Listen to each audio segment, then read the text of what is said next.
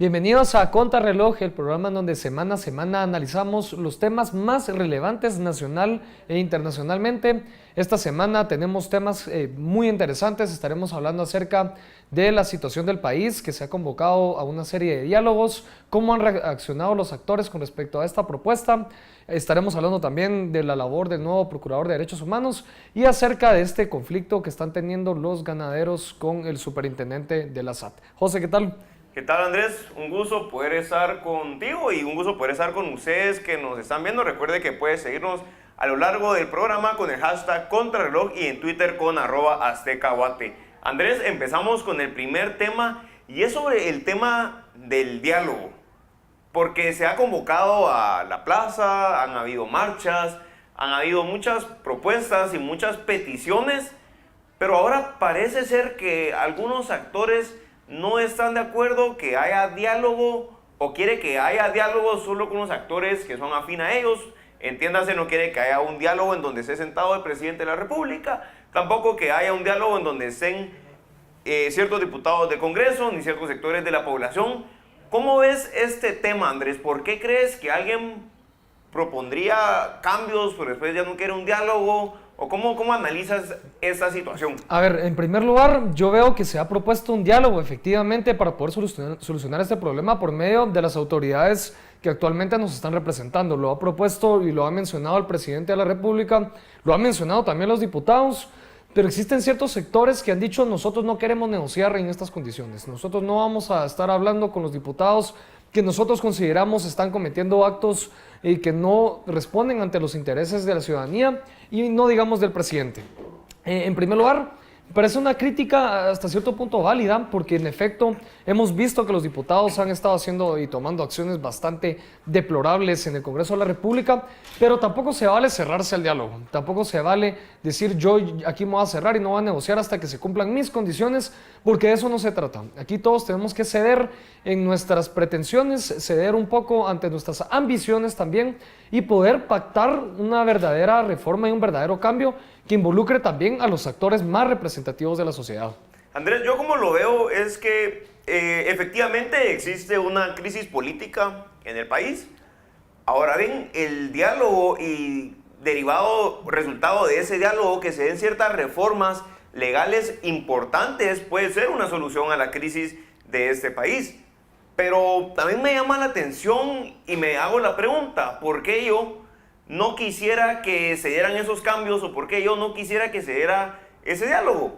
Y es que puede que para algunas personas, para algunos actores políticos, la crisis política hasta cierto punto les beneficia a ellos o podría llegar a verse de forma indirecta beneficiados de una crisis política más prolongada. A ver, yo creo que existen sectores en el país que no han formado parte de la política, ya sea por razones de partidos políticos que no logran formar partidos, razones de que no votan por esos partidos políticos que representan a estos sectores, y siempre en el vacío de poder es una oportunidad para que sectores y personas que se han visto marginadas de la política por cualesquiera que sean las razones. Bueno, yo tal vez no te diría no marginados, porque por ejemplo, Codeca es un partido, ejemplo, una organización muy ligada a WINAC, que es un partido político que sí tiene diputados, pero que no apoyan el diálogo, pero sí apoyan las marchas y solicitan renuncias. Entonces yo creo que organizaciones como Codeca son esas organizaciones que se benefician de una crisis política y les conviene inclusive que no se salga de la misma. Sí, es más, ¿por qué? Y la crítica que hemos hecho, ¿por qué si Codeca tiene tantas bases y tiene tanta representatividad, por qué no hace un partido político y compite en las elecciones y desde adentro trata de moldear la situación del país?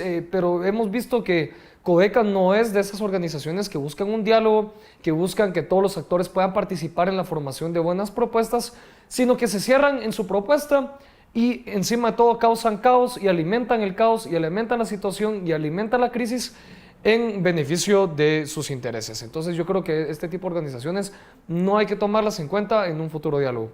Y José, pasamos al siguiente tema, y es que esta semana hemos tenido un conflicto entre un grupo de ganaderos. No hay que generalizar, no son todos los ganaderos, es un grupo de ganaderos que ha mostrado un rechazo bastante grande con respecto al superintendente de Administración Tributaria, Julio Solórzano Fopa, quien argumentan que está, pues, no los está beneficiando, no los está ayudando a poder contribuir a las arcas del Estado y pues han entrado en un conflicto en el cual el superintendente los ha acusado de narcoganaderos y me parece una actitud también un poco drástica de un superintendente o un funcionario público. Mira, yo creo que aquí tiene dos lecturas o dos contextos que hay que tomar en cuenta.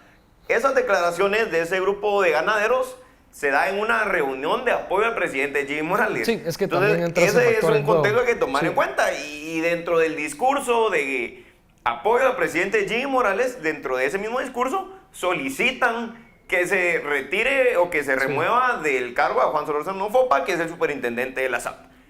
Estando el presidente en esa reunión, siendo el superintendente de la SAT nombrado indirectamente por el presidente.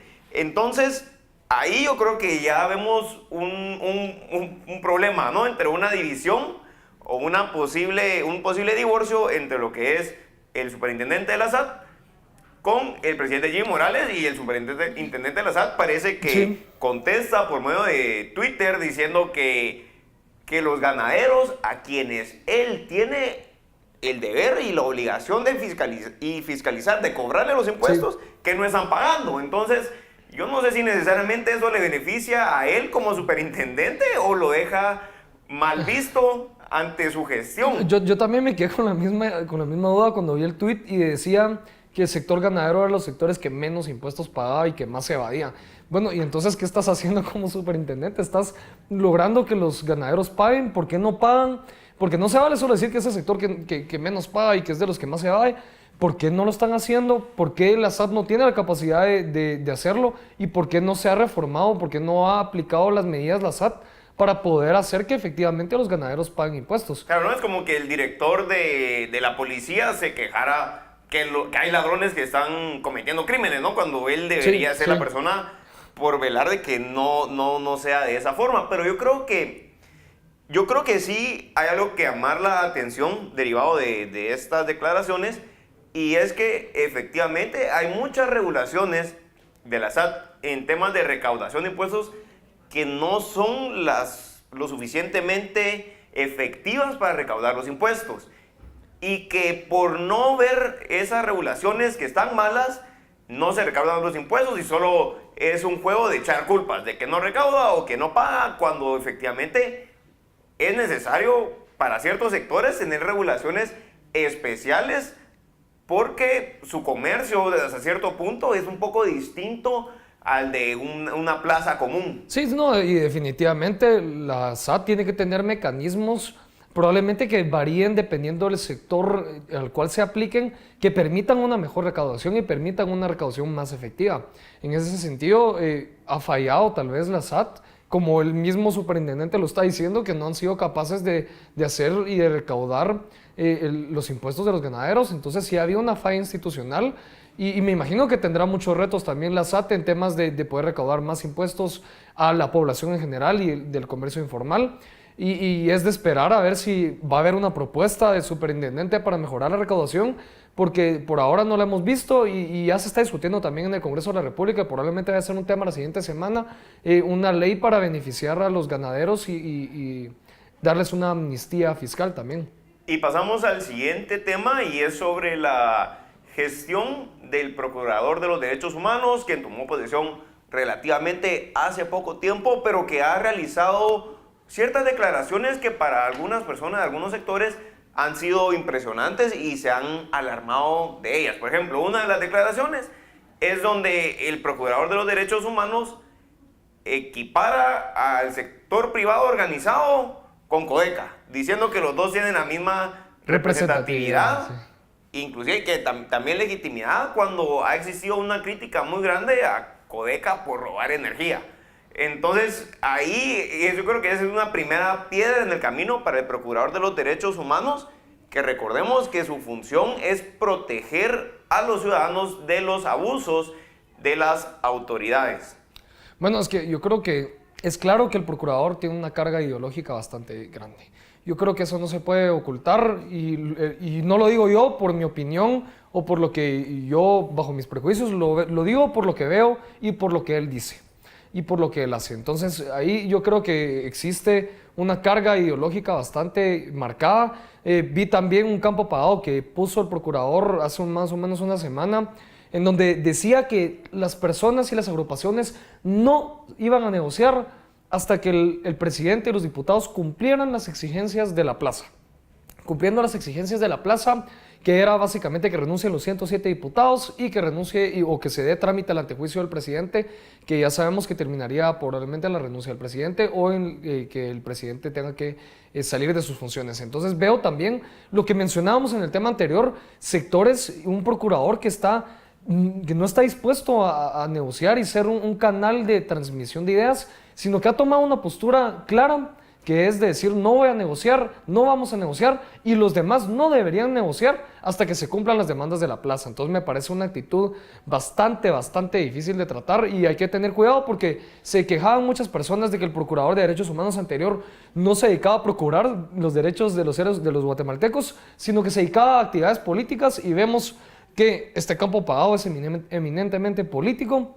¿Y dónde vemos nosotros la función del procurador en temas que le conciernen? A mí me parece totalmente impresionante cómo el procurador parece que está llevando una agenda política, está encaminando un cambio político, que él pareciera que él es el abanderado de ese cambio político, cuando no necesariamente es su función como procurador de los derechos humanos, cuando llevando una agenda política y acercándose a ciertos sectores políticos, no está asegurando que los derechos fundamentales, individuales de todos los guatemaltecos sean cuidados cuando ese es su trabajo esencial. Por eso es nombrado procurador, por eso tiene un sueldo, por eso tiene un cargo público y por eso también tiene poder público, no para ser utilizado discrecionalmente como él desee o como a él le parezca mejor, dependiendo de la situación política, sino para cumplir con una función esencial. Sí, pero a ver, demos un paso atrás y digamos por qué es que el procurador ha tomado este rol protagónico, y es que no han habido